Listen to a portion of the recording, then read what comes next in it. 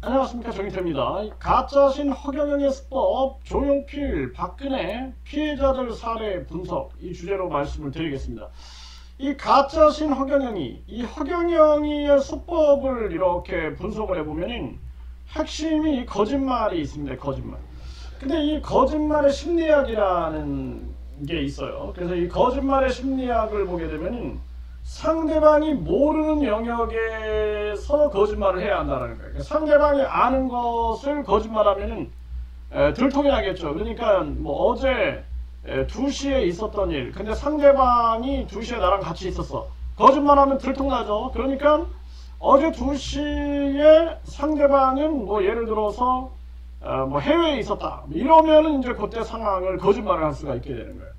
그러니까 거짓말의 심리학에서 상대방이 모르는 영역에서 거짓말을 해야 한다는 거예요.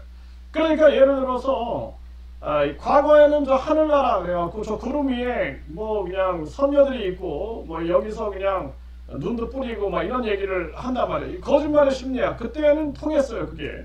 그런데 지금 비행기 타고 저 구름 위로 올라가 보니까 저 위에 무슨 하늘나라가 있는 게 아니죠. 네, 그리고 저 밑에 땅에 감옥이 있다. 땅 밑에. 그래가지고 과학이 발전해서 저 지구에 대해서 연구를 해보니까 감옥이 있는 게 아니라 그냥 뭐 마그마도 있고 뭐 각종 지각층들이 이렇게 있는 게 과학이 밝혀내는 거죠. 그러니까 이제 더 이상은 이런 거짓말을 할 수가 없어요. 그러다 보니까 이제 우주의 영역으로 올라가는 거예요. 우주의 영역. 그래서 120억 광년 떨어진 곳. 그러면 120억 광년 떨어진 곳에 가본 사람 없죠. 마음 놓고 거짓말을 하는 거예요. 그러니까 허경영이가 이 거짓말의 심리학을 아주 교묘하게 이용하고 있는 자다. 네, 그래서 이 거짓말의 심리학, 상대방이 절대 알 수 없는 영역에서 거짓말을 해야 한다는 거예요. 근데도 불구하고 이 허경영이가 좀 모자른 것 같아요. 제가 봤을 때는 들통이 나죠. 들통, 항상 들통이 나죠. 자기가 법학을 전공했다 그러면서 법에 계속 잡히죠. 잡혀가지고 이 박근혜 같은 경우에도, 이 박근혜 전 대통령이에요. 네, 박근혜 문제 때도 거짓말하다가 들통나가지고 감옥살이 했거든요. 또 뿐만 아니라 금방 거짓말의 영역, 그 뭐 부시를 뭐 이렇게 막 팔았는데 그것도 금방 확인할 수 있는 거 아니에요. 확인할 수 있는 영역.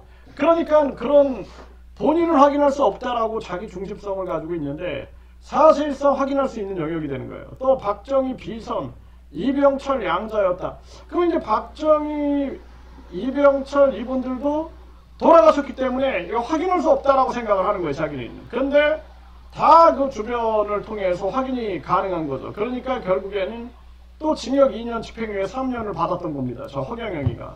그러니까 이자가 아주 좀 모자른 것 같아요. 제가 봤을 때는 거짓말을 하긴 하는데 꼭 들통이 나. 보면은 꼭 들통이 나요. 그래가지고 또 징역 2년, 집행유예 3년 받고, 또 과거에도 뭐 교통사고로 해서 이 정가 2건을 또 추가하고, 이런 자가 또 이제는 그러면 영원히 확인할 수 없는 영역으로 가자. 내가 재림 예수야. 내가 미륵 부처야. 내가 삼일체 하나님이야. 내가 우주 만물 창조한 신이야. 그러면서 공중부양한다, 축지법 쓴다. 다 바로 검증할 수 있죠. 그러니까 들통나니까 그냥 청년들하고 같이 소통하려고 그랬다. 거짓말이 들통이 나는 거예요. 그리고 우주 만물을 창조한 신이다. 근데 앞에서 개불이 한번 만들어봐! 그러면은 만들긴 개뿔을 만듭니까? 그리고 자기가 소원 성취를 이뤄준다 신도들한테 해놓고 결국에는 어떻게 돼요? 소원 성취커녕 본인이 그냥 지금 감옥에 들어가서 본인 소원 성취도 이루지 못하는 게 저 허경영의 모습이다라는 거예요. 정말 기가 막히죠. 그래서 이런 영역, 이 거짓말의 영역을 활용하고 있는 게 이 허경영이다. 그래서 이 허경영이가 과거에 조용필 씨 상대 그림값 소송을 했다. 네, 이거 보게 되면은 이 당시 이제 일간스포츠에서 2004년도에 이거 보도했던 내용이에요. 허경영 조용필 상대 그림값 소송을 패소했다. 이것도 아주 유사합니다. 보면은. 그래서 이 허경영이가 가수 조용필을 상대로 동양화 매매 대금 청구 소송에서 패소했다라는 거예요. 그러면서 이 허경영이가 이 당시에 이제 사망한 조용필의 아내 안진현 씨로부터 동양화 매매 대금 50만 달러를 받지 못했다. 약 5억이죠. 네, 그래서 조용필에게 제기한 청구 소송에서 원고 패소 판결했다라는 거예요. 기가 막히죠. 그러니까 여기서도 보면은 이 지난달 작년 1월에 사망한 이 당시에 이제 작년 1월에 사망해. 이 남의 아픔을 이용하잖아요. 남의 아픔을 이용해서 이거 확인할 수 없잖아요. 이제 사망했기 때문에. 아까 제가 말씀드렸던 것처럼 이 박근혜 아버지 박정희 그리고 이병철 이분들이 돌아가셨기 때문에 확인할 수 없는 영역에서 이렇게 거짓말을 해야 되는 거죠. 그러면서 재판부는 안 씨에게 동양화 30점을 300만 달러에 팔았다는 증거로 제출한 지불각서는 진정성을 입증할 근거가 없다라는 거예요. 근거가. 네, 이 300만 달러면은 이게 장난 아니죠. 이게 30억이에요. 30억. 네, 30억. 그러니까 기가 막힌 거죠. 네, 그리고 서명도 생전 필체와 많이 달라 원고의 주장은 허위로 판단된다고 밝혔다. 그러니까 서명도 생전 필체와 많이 다르다. 이게 서명도 위조한 게 아니냐 이런 생각을 안 할 수가 없죠. 그러니까 이때부터 이자는 아주 이런 서명도 필체와 많이 달랐다. 네, 이런 부분들 이게 아주 교묘한 수법이다. 이자의 교묘한 수법이다. 이렇게 생각을 안 할 수가 없습니다. 그래서 2000년 1월 말에 대통령 취임식에 참석하려고 갔다가 지인의 소개로 안씨 집을 방문해서 동양화 30만 점을 팔았는데 계약금 3만 달러만 주고 나머지 지급을 미루다가 사망했다. 남의 아픔을 참 이렇게 교묘하게 이용하죠. 그러면서 조용필을 상대로 소송을 걸었다라는 거예요.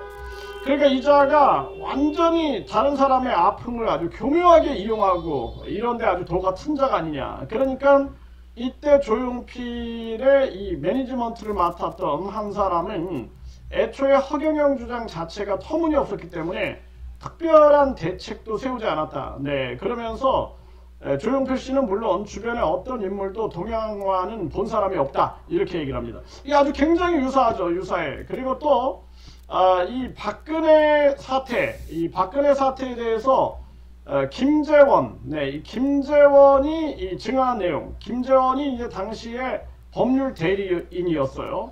그래서 무명이었던 시절부터 박근혜와의 인연을 강조하며 박정희 시절 두 사람의 혼담이 진지하게 오갔으나 유경수가 저격당한 뒤에 박근혜가 퍼스트 레이디 대행을 하게 되면서 결혼이 성사되지 못했다고 주장했다. 여기도 이제 유경수 여사가 사망하는 남의 아픔을 아주 교묘하게 이용하죠. 네, 이걸 또 파는 거예요. 이거를. 그리고 이거 확인할 수 없는 영역, 사망하니까 또 이렇게 참 이게 다 유사하죠. 그리고 2007년 대선 전국에 들어선 선거 운동을 하면서 다시 이 주장을 했고 자신의 미니홈피와 경제공화당 홈페이지에 박근혜와 함께 패백령 한복을 입은 캐릭터를 만들어 올리기도 했다는 거예요. 이에 박근혜 측이 허경영을 허위사실유포 명예훼손 혐의로 고소했고 법원에서 징역 1년 6개월 확정되어서 복역했다는 거예요. 그 당시에 법률 대리인 맡았던 김재원은 이 MBN 판도라에서 밝히기를 박근혜가 자신과 관련된 허경영의 방송을 본 뒤 바로 자신에게 전화해 왜 가만히 계세요? 허경영 저 사람이 나랑 결혼한다고 하는데 당장 고소하세요 라면서 강하게 화를 냈는데 김재원은 박근혜와 허경영 사이의 대질이 이루어지는 것이 힘들어 처벌 가능성을 낮게 보고 있었다라는 거예요. 그렇죠. 그리고 뭐 박정희 대통령이나 유경수 여사는 이미 돌아가셨으니까 확인할 길이 없잖아요. 그런데 이 허경영이 경찰 조사에서 자신은 그런 말을 한 적이 없다. 네, 혐의를 부인했다라는 거예요. 나는 그런 말 한 적 없다. 이렇게 부인했는데 김재원이 전주의 모 대학교 강연에서 허경영이 박근혜와 결혼하겠다 뭐 이렇게 떠드는 그러한 동영상을 찾아서 검찰에 제출해서 기소를 이끌어냈다라는 것입니다. 그리고 나서는 이제 허경영이 이 주장을 하지 않고 있다라는 거예요. 그러니까 이 허경영이가 굉장히 유사하지 않습니까? 그러니까 이자의 수법이 이렇다라는 거예요. 그러니까 많은 피해자들이 지금 뭐 허경영에게 1억을 빌려줬다라고 주장하는 피해자부터 해가지고 각종 땅 사기 의혹을 제기하는 그러한 피해자들도 보면은 이 허경영이 아주 교묘한 수법에 암이 걸릴 정도다 이런 얘기를 합니다. 네, 그래서 이 허경영의 수법을 보면 이 거짓말 그리고 이 거짓말의 심리학을 잘 활용하고 있다. 그리고 남의 아픔 상황을 자기 이익으로 만들려고 하고 있는 이런 수법들을 쓰고 있다. 정말 기가 막힌 일이고 많은 피해자들인 검찰에다가 수사 참고 자료를 보내서 이 허경영 문제를 아주 적극적으로 심판하는데 총력을 기울여야 한다. 저는 그렇게 말씀을 드립니다.